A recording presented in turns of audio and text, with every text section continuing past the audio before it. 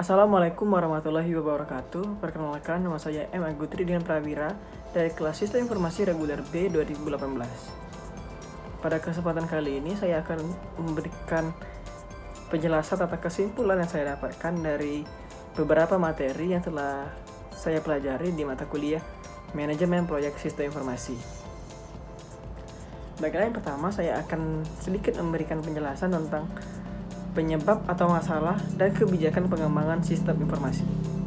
Di materi kebijakan pengembangan proyek sistem informasi, alasan pengembangan suatu proyek sistem informasi, yang pertama biasanya banyak timbul permasalahan. Biasanya permasalahan terjadi di sistem yang lama karena sudah tidak sesuai dengan kebutuhan dari sistem. Pengoperasiannya juga sudah tidak efisien. Banyaknya kesalahan-kesalahan sudah terjadi di sistem yang lama.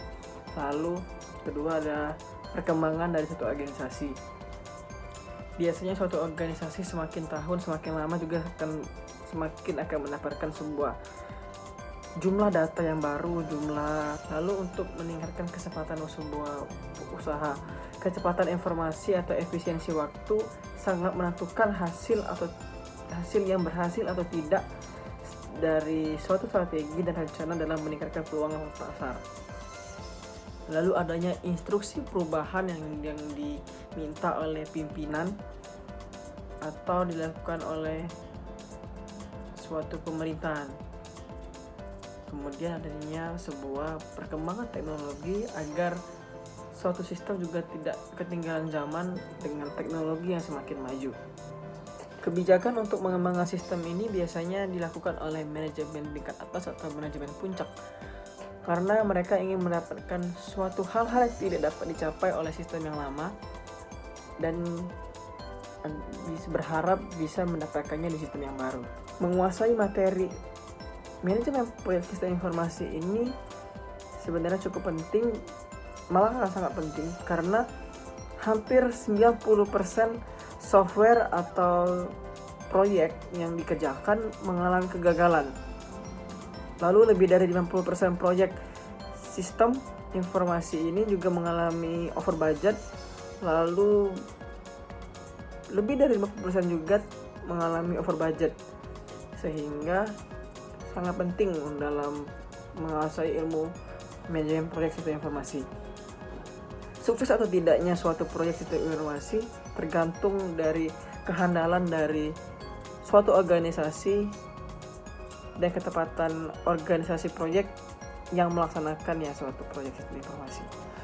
Sedikit beberapa faktor penyebab kegagalan suatu proyek, biasanya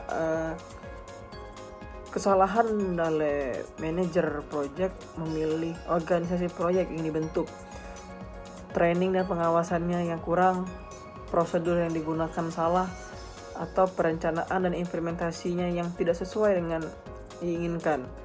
Lalu juga ada metode yang digunakan tidak sesuai dengan apa yang dibutuhkan oleh sebuah sistem.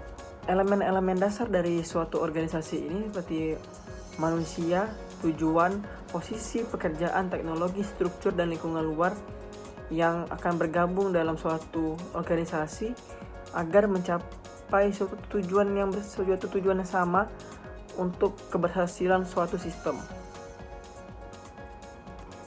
Lalu merencanakan dan membuat aktivitas kerja pada proyek sistem informasi. Perencanaannya proses peletakan dasar tujuan dan sasaran, termasuk menyiapkan segala sumber daya yang dibutuhkan oleh sistem untuk mencapai suatu tujuannya.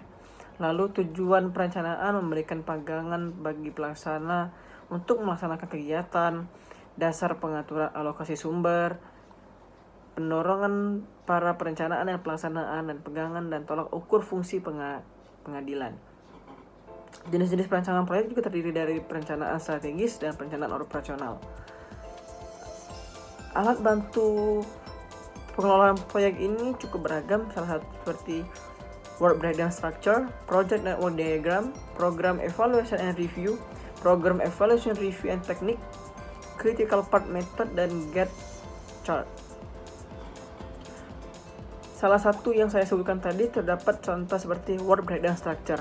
Work Breakdown Structure ini seperti sebuah gambaran aktivitas kerja proyek yang berbentuk visual yang menggambarkan hal-hal yang akan dikerjakan oleh tim untuk membantu dalam perencanaan, pengorganisasian, dan proyek sampai selesai sesuai dengan waktu yang sudah ditetapkan. WBS sendiri bisa dikatakan cukup penting karena bisa menjadi alat pendefinisian pekerjaan untuk menyelesaikan sebuah proyek, menemukan hal-hal yang menyimpang, lalu sebagai alat kontrol dalam pembuatan suatu proyek sendiri.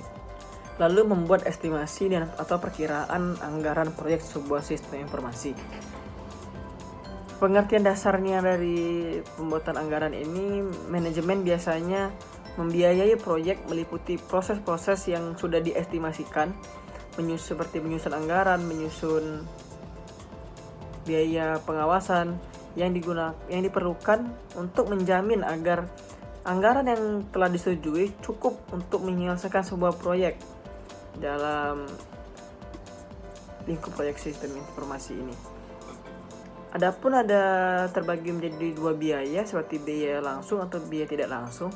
Biaya langsung ini seperti gaji karyawan proyek, pembelian barang-barang proyek.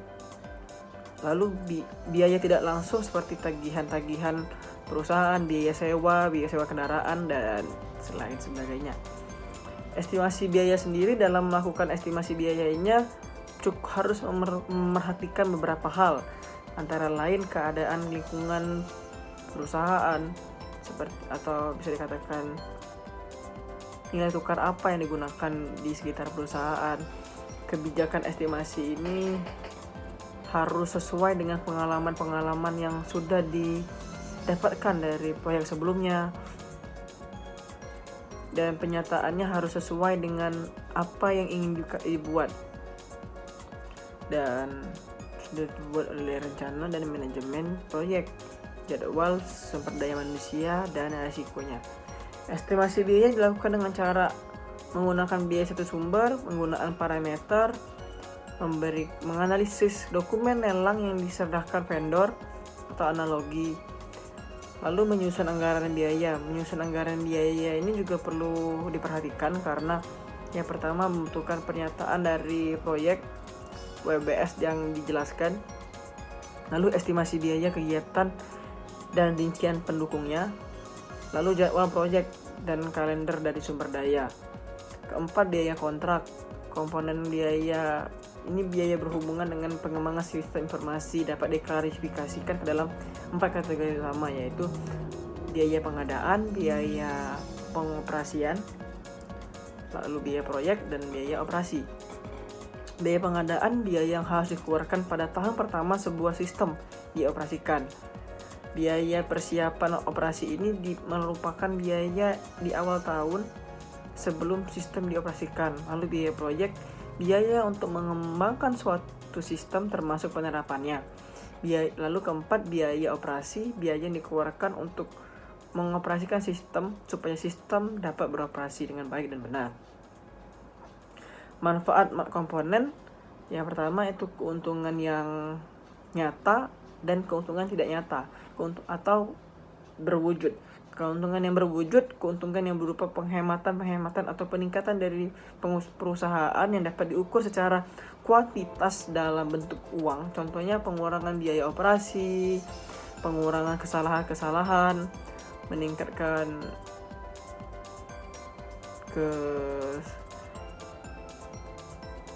sebuah penjualan.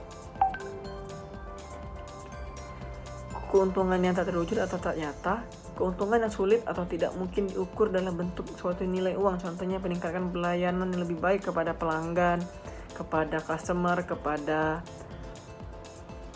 user, peningkatan kepuasan kerja dari personil organisasi, peningkatan pengambilan keputusan.